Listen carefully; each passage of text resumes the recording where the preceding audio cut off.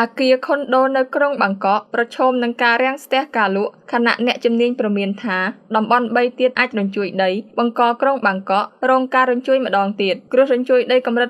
7.7 រិចទ័របានវាយប្រហារភូមានិងប្រទេសថៃកាលពីថ្ងៃសុក្រទី28 ខែមីនាគឺជាគ្រោះរញ្ជួយដីធំបំផុតមិនធ្លាប់មានក្នុងរយៈពេលជាង1សតវត្សរ៍នៅប្រទេសអាស៊ានពីរនេះអ្នកជំនាញផែនដីវិទ្យានៃប្រទេសថៃព្រមានពីហានិភ័យអាចបង្កការរញ្ជួយក្នុងកម្រិត 9 រិចទ័រនៅតំបន់រញ្ជួយដីសកម្មចំនួន3ដែលអាចបង្កការគំរាមកំហែងខ្លាំងដល់រាជធានីបាងកកម្ដងទៀតនេះបើយោងតាមការចេញផ្សាយដោយសារព័ត៌មាន The Nation នៅថ្ងៃពុធទី2 ខែមេសានេះលោកសាស្ត្រាចារ្យពេលនឹងវ៉ានីឆៃនាយកមជ្ឈមណ្ឌលស្រាវជ្រាវគ្រោះរញ្ជួយដីជាតិនៃប្រទេសថៃនិយាយថាសន្តានដីទុនរបស់ទីក្រុងបាងកកជំរុញឲ្យរលកនៃរញ្ជួយកើនឡើងពី3ទៅ4ដងជាពិសេសប៉ះពាល់ដល់អគារខ្ពស់ៗតំបន់ដែលអាចនាំមកនូវការរញ្ជួយដីមានដូចជានៅតំបន់នៃខេត្តកាន់ចាណាប៊ូរីប្រទេសថៃដែលស្ថិតនៅចម្ងាយត្រឹមតែ200គីឡូម៉ែត្រពីទីក្រុងបាងកកអាចបង្កឲ្យមានការរញ្ជួយដីកម្រិត7ទៅ 7.5 រិចទ័រទីក្រុងសាកាងដែលលាតសន្ធឹងកាត់ប្រទេសភូមារួមទាំងទីក្រុងម៉ាន់ដាឡេនិងណៃពីដោនឹងចូលទៅក្នុងសមុទ្រឥណ្ឌានៃតំបន់អាន់ដាមែនអាចបង្កការរញ្ជួយដីកម្រិត8រិចទ័រដែលនឹងប៉ះពាល់ដល់ទីក្រុងបាងកកតំបន់អនុតំបន់អាន់ដាមែនដែលស្ថិតនៅតាមបណ្ដោយតំបន់អនុតំបន់អារ៉ាកាន់នៃប្រទេសភូមាអាចមានសក្តានុពលនៃការរញ្ជួយដីកម្រិត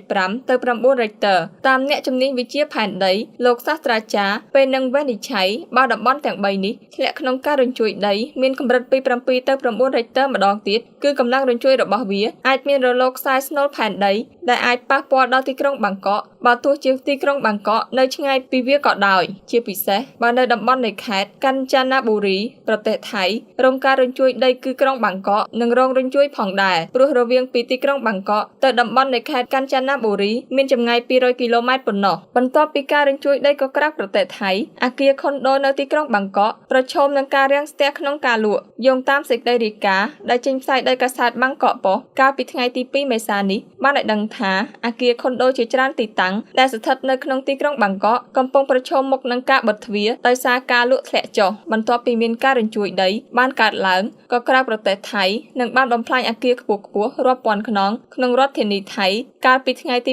28 មីនាការរញ្ជួយនេះស្ថិតក្នុងកម្រិត 7.7 រិចទ័រដែលប្រទេសថៃបានទទួលរងឥទ្ធិពលការរញ្ជួយពីប្រទេសភូមាដែលជាប្រទេសជិតខាងរបស់ខ្លួនយោងតាមប្រភពដដែលនេះបានឲ្យដឹងថាគ្រោះរញ្ជួយដីនេះបានសម្លាប់មនុស្សជិត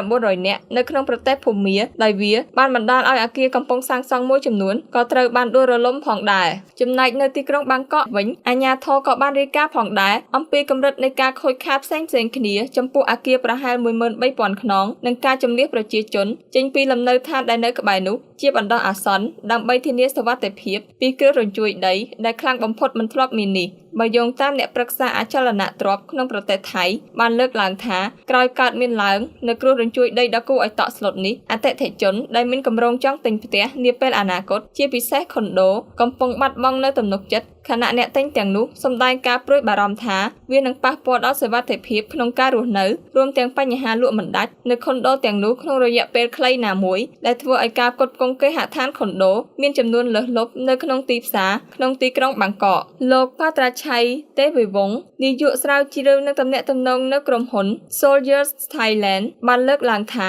ការរញ្ជួយដីនេះបានបង្ហាញពីបញ្ហាប្រឈមដ៏ធ្ងន់ធ្ងរដល់វិស័យខុនដូរបស់ទីក្រុងបាងកកខណៈដែលអគារខុនដូជាច្រើនត្រូវបានទទួលការកក់និងសាងសង់រួចជាស្រេចប៉ុន្តែមិនទាន់បានលក់ចេញសមាគមខុនដូថៃបញ្ជាក់ថានៅចុងឆ្នាំ2024អ្នកអភិវឌ្ឍអចលនទ្រព្យនៅក្នុងតំបន់ធំជាងគេនៅទីក្រុងបាងកកបានបន្សល់នៅខុនដូប្រហែល 235,000 ខ្នងដែលមិនទាន់ត្រូវបានលក់ចេញគឺជាចំនួនច្រើនបំផុតបើគិតចាប់ពីទិន្នន័យមានតាំងពីឆ្នាំ2018មកហើយនៅក្នុងឆ្នាំ2024ការលក់បានធ្លាក់ចុះ 37% ដោយបានបន្សល់ទុកនៅខុនដូប្រហែល 53,000 ខ្នងលោកភៀឡុងនាយកផ្នែកលក់នៅវេ តិកាអចលនទ្រព្យ Property Scoot បានលើកឡើងថាយើងបានឃើញអតិថិជនមួយចំនួនផ្អាកការស្វែងរកការទិញខុនដូជាបណ្ដោះអាសន្នខណៈអ្នកទិញមួយចំនួនឥឡូវនេះកាន់តែស្ទាក់ស្ទើរនៅពេលដែលមានការលើកឡើងអំពីអគារខ្ពស់ៗជាពិសេសគម្រោងថ្មីៗទៀតដើម្បីសង់អគារខុនដូជាមួយគ្នានេះវិស័យអចលនទ្រព្យរបស់ប្រទេសថៃក៏បានរងផលប៉ះពាល់យ៉ាងខ្លាំងក្នុងអំឡុងពេលការរាតត្បាតនៃមេរោគ COVID-19 ដែលនាំឲ្យរដ្ឋាភិបាលប្រទេសថៃបានអនុវត្តនូវការបន្ធូរបន្ថយពន្ធដើម្បីគាំទ្រដល់វិស័យនេះឡើងវិញឈ្មោះកណ្ដាលនៃក្រុមហ៊ុន Kiatnakin Patra Securities របស់ប្រទេសថៃក៏បានយល់ឃើញថាការដួលរលំនៃអគារជាច្រើនខ្នងដោយសារការរញ្ជួយដីកាលពីថ្ងៃទី28មីនាទំនងជាប៉ះពាល់ដល់តម្រូវការខុនដូក្នុងរយៈពេលពី3ទៅ6ខែខាងមុខហើយខុនដូខ្ពស់ៗនឹងប្រឈមមុខនឹងការចំណាយលើការត្រួតពិនិត្យនិងជួសជុលបន្ថែមជាពិសេសគឺក្រុមហ៊ុនខុនដូ Ananda Development PCL និង Origin Property PCL ជាដើមទន្ទឹមនឹងនោះម្ចាស់គម្រោងអភិវឌ្ឍកម្ពុជារបស់ថៃដូចជាក្រុមហ៊ុន Sensiri PCL បានចាប់ផ្ដើមការផ្សព្វផ្សាយជាសាធារណៈនៅលើប្រព័ន្ធផ្សព្វផ្សាយសង្គមដើម្បីស្ដារទំនុកចិត្តលើសុវត្ថិភាពនៃអគាររបស់ពួកគេលោកយូ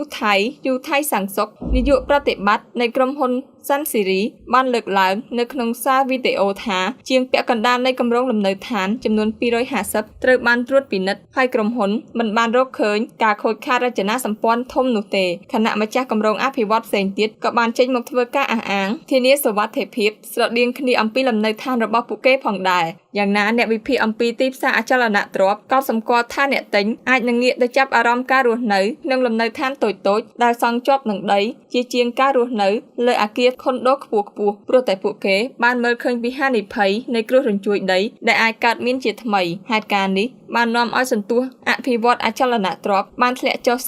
31% ក្រោយពីរញ្ជួយដីដ៏ខ្លាំងវិបោកក្រុងបាងកកនិងតំបន់ក្រុងម៉ាន់ដាលេប្រទេសភូមាកាលពីថ្ងៃទី28មីនាគឺជាលើកដំបូងចាប់តាំងពីឆ្នាំ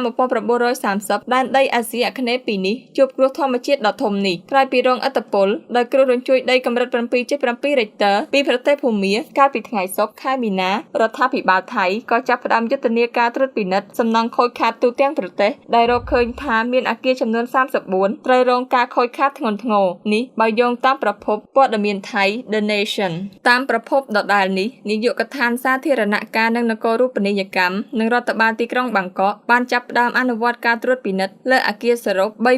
3375 ទូទាំងប្រទេសក្នុងនោះរកឃើញថាអគារដែលចាត់ទុកថាមានសុវត្ថិភាពគឺមាន 3130 និងអគារច្រើនទៀតត្រូវរងការខូចខាតមធ្យមតួលេខមនុស្សស្លាប់នៅប្រទេសថៃគិតត្រឹមថ្ងៃប្រហ័សគឺមានចំនួន29នាក់ភាគច្រើនជាកម្មករសំណង់ដែលបាត់បង់ជីវិតខណៈ33នាក់រងរបួសកាលពីថ្ងៃប្រហ័សទី3ខែមេសារដ្ឋាភិបាលយោធានៃប្រទេសភូមាបានឲ្យដឹងថាតួលេខអ្នកស្លាប់ដោយសារគ្រោះរញ្ជួយផែនដីបានបន្តកើនលើសពី 3000 នាក់ហើយសេចក្តីថ្លែងការណ៍ពីអ្នកនាំពាក្យរបបសឹកភូមាបាននិយាយថាមកទល់ពេលនេះចំនួនមនុស្សស្លាប់នៅតែបន្តកើនឡើងគឺដល់ចំនួន 3085 នាក់ហើយ341នាក់បាត់ខ្លួននិងរបួស